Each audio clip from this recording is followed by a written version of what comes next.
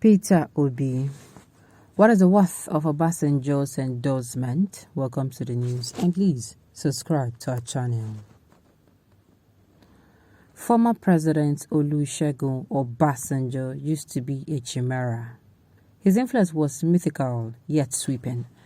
In the past, Nigeria was too small to contain the stature as it dominated the horizons across Africa and beyond. He lived up to the legend of being a human orator. He is perhaps still one of the most respected leaders out of Africa. But Obasanjo's influence within Nigeria appears to have ebbed over the years. His words seems to have lost luster and his presence vacant of command. Perhaps when a masquerade comes out to perform all the time and sometimes without an invitation, it loses its allure and charm. From 2007, after he left office, until 2014, Obasanjo had his wonder and thunder. His position on national matters mattered and was sought after. His missives were denominated letter bombs for sheer quality and to inflict maximum casualty on the target and sway public opinion.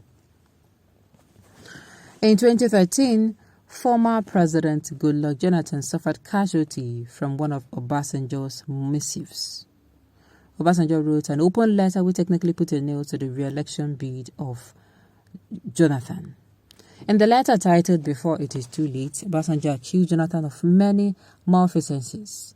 He said, allegation of keeping over 1,000 people on political watch lists rather than criminal or security watch lists, and training snipers and other armed personnel secretly and clandestinely acquiring weapons to match for political purposes like Abacha, and training them where Abacha trained his own killers. If it is true, it cannot augur well for the initiator, the government, and the people of Nigeria. He also accused Jonathan of cleaving Nigeria apart along the weak seams of North and South and Christian and Muslim. According to him, Jonathan was favoring and promoting his Ijaw king to the disadvantage of other Nigerians. Obasanjo's letter was well celebrated. It was held up as a definitive and summary verdict on the administration of Jonathan.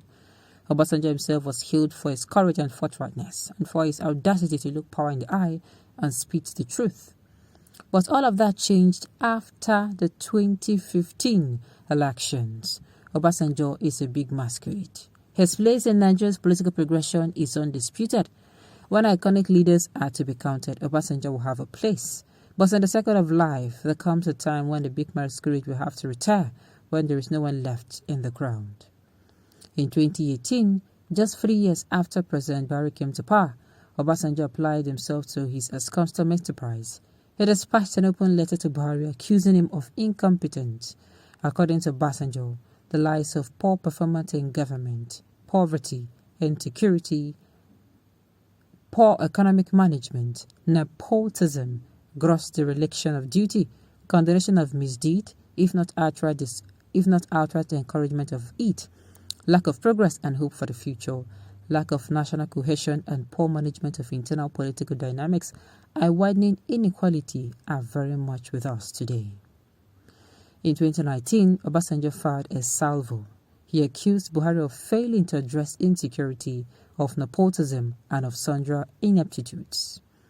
Obasanjo's uppercut for over 10 years, for 4 of which have been the captain of a ship, Boko Haram has menacingly ravaged the land, and in spite of government claim of victory over Boko Haram, the potency and the activities of Boko Haram, whether active, remain undiminished, putting light to government claim.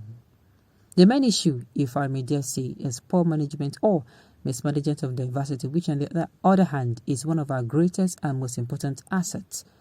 As a result, the very wondrous cloud is gathering, and the rain of destruction, violence, disaster, and disunity can only be the outcome.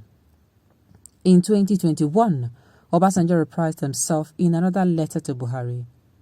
But over time, his take opinion on national matters has become tepid, vapid, and lacking in magnetism to hold public interest and to sway public opinion.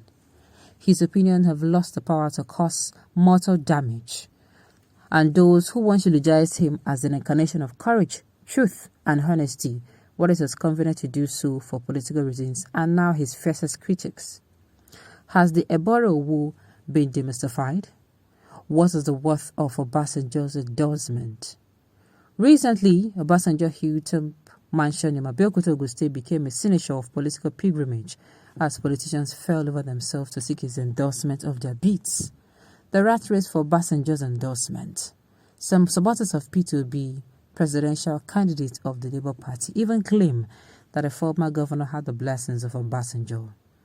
Although Obasanjo has not publicly declared support for any candidate, the reports that he is favorably disposed towards P2B's candidature.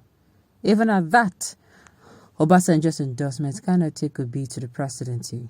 It cannot take him anywhere. Obasanjo is a big masquerade. His place in Nigeria's political progression is undisputed. When iconic leaders are to be counted, Obasanjo will have a place, but in the circle of life, there comes a time when the big masquerade will have to retire when there is no one left in the crowd. Now, I understand where you're coming from. His endorsement of anybody, same as any other person's endorsement, will add nothing, right? They are not the mouthpiece of Nigeria, I understand. But Nigerians will make their choices. I mean, no be so. See APC propagandist, when you guys turned his house to Mecca of Such in 2015, he was still relevant, Abi? Do not worry. No be you go tell us. Make you guys allow election to count.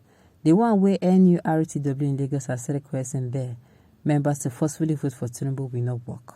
If you tell them to even carry 3D camera to the polling unit to snap for the purpose of being sure who they vote for, you go still do okay. Last, we are all obedient. Worthless, useless, baseless. This is someone as relevant as nothing. If you endorse as a local government chairman, you will not win. Of course, I am very, very sure of that. His endorsement does not mean that he will win. But like I said, Nigerians will vote for whom they are going to vote for. Nigerians should vote wisely. All right. P2B does not even need anyone endorsement. God has already endorsed him. I think that is okay. Well, in politics, there are certain things you follow, Sha. You follow. Some of the beauties of democracy include the right, freedom of thought and expression. And once in a while, one has come across a well-written piece hinged on truth and common sense. Other times, however, what one pours through is nothing but outright nonsense in the name of politics. How else does one explain this writer's claim, namely that Obasanjo's endorsement is worthless and no longer what it used to be? More so, where the candidacy of P2B is concerned, it is either the writer is on a vendetta mission, or else a mere instrument of program war. The writer should know that the current growing incitement in the social media is largely due to the endorsement of P2B by the ever-powerful OBJ. Now, I will agree with you that yes, OBJ endorses more, ABJ endorses more, Nigerians will still make the choice, yes. But I will still say Nigerians will vote for whom they would vote for. All right, on this note, we have come to the end of the news. We say thank you for tuning in to listen. Until I come your way next time, enjoy the rest of your day.